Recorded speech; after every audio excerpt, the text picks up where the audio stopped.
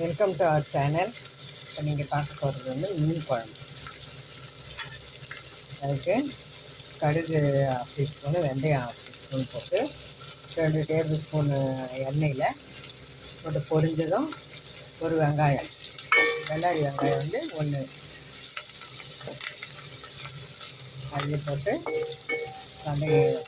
வதங்கிட்டுருக்கு. இது வந்து ஒரு கண்ணாடி பதத்துக்கு வதங்கினா போதும். கூட கருவேப்பிலை,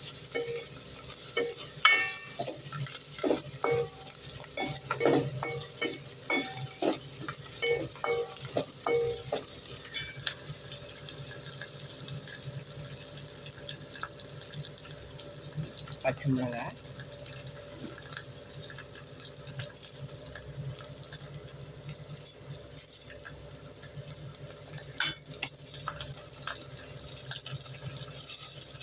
தக்காளி,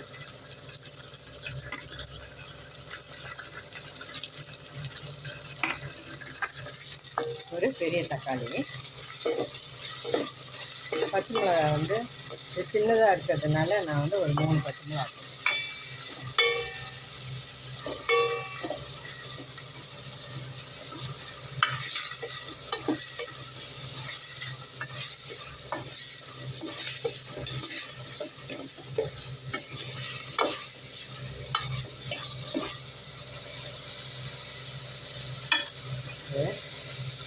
தக்காளி வதங்கிறதுக்கு கொஞ்சம் உப்பு போட்டுக்கலாம்.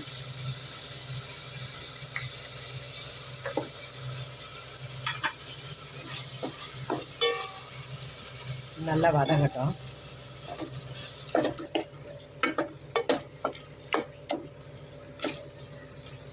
தக்காளி நல்லா வதங்கிடுச்சு. நான் எப்போவும் அரைக்கிற மசாலா வந்து 1 டேபிள் ஸ்பூன் போட்டிருக்கேன். அது வந்து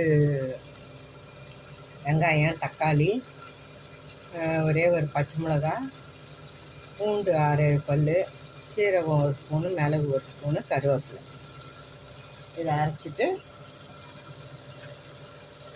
1 டேபிள் ஸ்பூனு இதுக்கும் 1 டேபிள் ஸ்பூன் வறுக்கிறதுக்கு.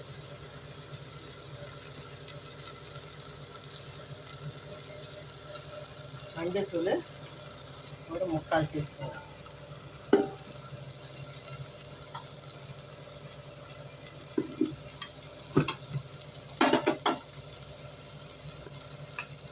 கடுகு.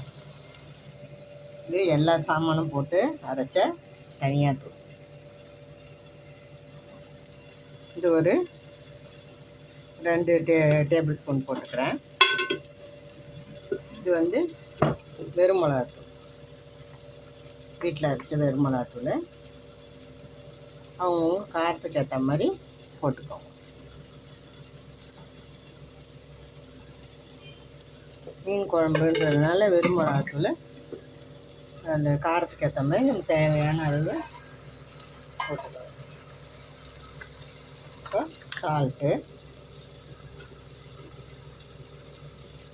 தேவைக்கேற்ப, ருசிக்கேற்ப.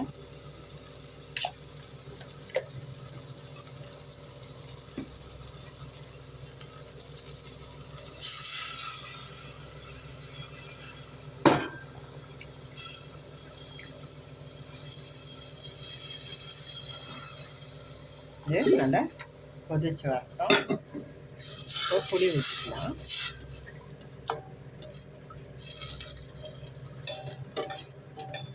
கிராமத்துலலாம் வந்து இந்த மசாலா போட மாட்டாங்க.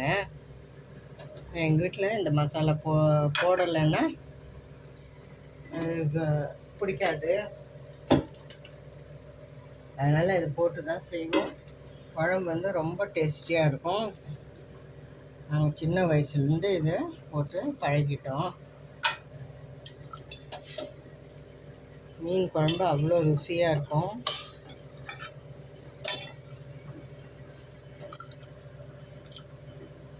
செய்து பார்த்துட்டு சாப்பிட்டா தான் வந்து நமக்கு வந்து எந்த ஒரு டிஷ்ஷோட டேஸ்ட்டும் தெரியும். புளி வந்து ஒரு எலுமிச்சம்பழம் சைஸு ஊற வச்சுட்டு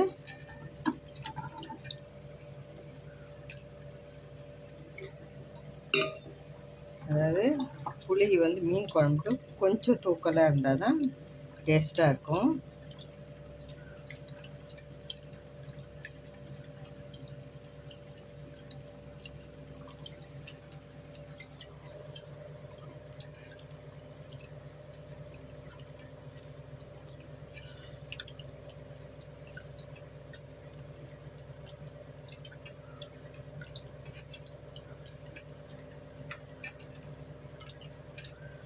புளியை வந்து நல்லா கடைசி வரைக்கும் தேவையான அளவு எடுத்துகிட்டு நல்லா கடைசி வரைக்கும் கரைச்சி ஊற்றிடணும், வேஸ்ட் பண்ணாமல். நாங்கள் அரைச்சி போடுற மசாலா போட்டு மீன் குழம்பு வச்சு பாருங்கள், சூப்பராக இருக்கும்.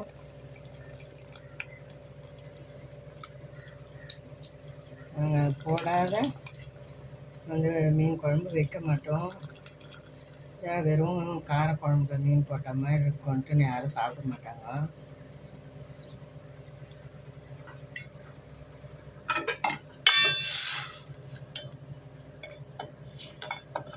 புளி ஊற்றியாச்சு, நல்லா ஜம்முன்னு மீன் குழம்பு ரெடி ஆகிடுச்சு. கொதிச்சதான் நல்லா புளி மசாலாலாம் நல்லா கொதிச்சதும் நம்ம மீன் போட்டுக்க வேண்டியது தான். நல்லா கொதிக்கட்டும். மீன் குழம்பு வந்து ரொம்ப திக்காகவும் இருக்கக்கூடாது, ரொம்ப தண்ணியாகவும் இருக்கக்கூடாது. மீன் போட்ட பிறகு மீடியமாக இருக்கணும்.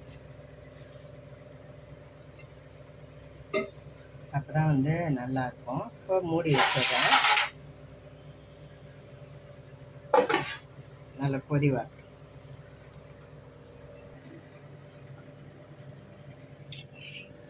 மீன் நல்லா கொதித்து சுண்டி வந்துடுச்சு. இப்போ வந்து மீன் போட்டலாம். இது வந்து வெள்ளைக்கிழங்கா மீன். இது இங்கே வந்து காஸ்ட்லியான மீன். இது டேஸ்ட்டு ரொம்ப சூப்பராக இருக்கும்.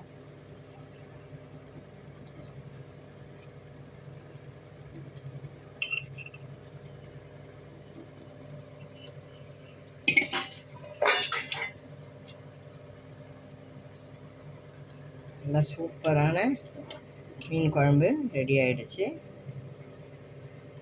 இப்படி கரண்டி போடாமல் கலக்கி விட்டுடணும். ஒரு சிம்லேயே வந்து 5 நிமிஷம் இருந்ததுன்னா நல்ல மீன் வந்து சூப்பராக குழம்பு ரெடி ஆகிடும். இந்த மசாலா அரைச்சி போட்டு நீங்கள் மீன் குழம்பு வச்சு பாருங்கள், சூப்பராக இருக்கும். இந்த வீடியோ உங்களுக்கு பிடிச்சிருக்கோன்னு நம்புகிறேன். பிடிச்சிருந்தால் லைக் பண்ணுங்கள், ஷேர் பண்ணுங்கள், எங்கள் சேனல் சப்ஸ்கிரைப் பண்ணுங்கள். தேங்க்ஸ் ஃபார் வாட்சிங்.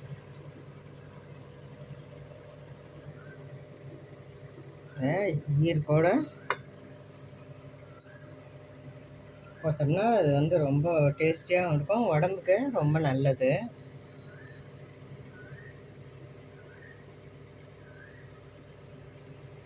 தேங்க்ஸ் ஃபார் வாட்சிங்.